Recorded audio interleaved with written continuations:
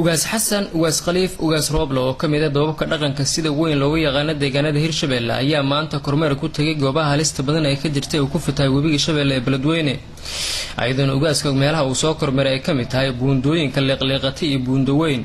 waxaana ugaaska kormeerkiisa u daarnaa la qaybsiga dareen ee bulshada Beledweyne oo ay saameeyeen fataadaha webiga Shabeelle ee Beledweyne ayadana guud ahaan magaalada ay ku fateen biyaha webiga Shabeelle ee magaalada waa 5 saac iyo 5 daqiiqo waxa taaganahay arkada Beledweyne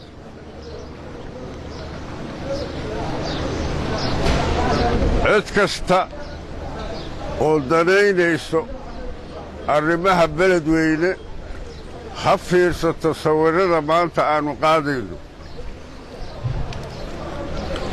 waxaanu ku sugannahay ummaddu inay aragto cid mas'uula iyo cid aan mas'uul ahayn maxaa kaloo jiro waxaanu aadi doonnaa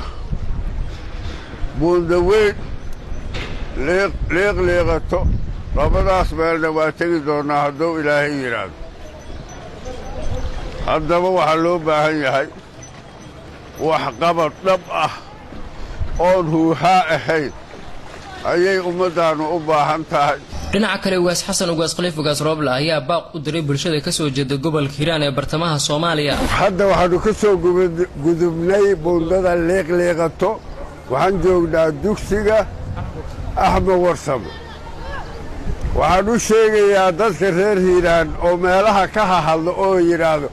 maxaa la yiraahdaa baraha bulshada yah dadka reer Hiiraan oo meelaha ka hadla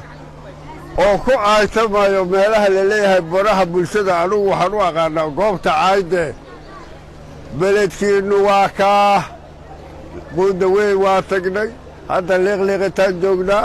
laamigii dheeray waa soo marnay haddaad dad jira aad tihiin beledkiinu sidaan ma ahaadeen salaamu calaykum cabdishakuur maxamed xasan Zab TV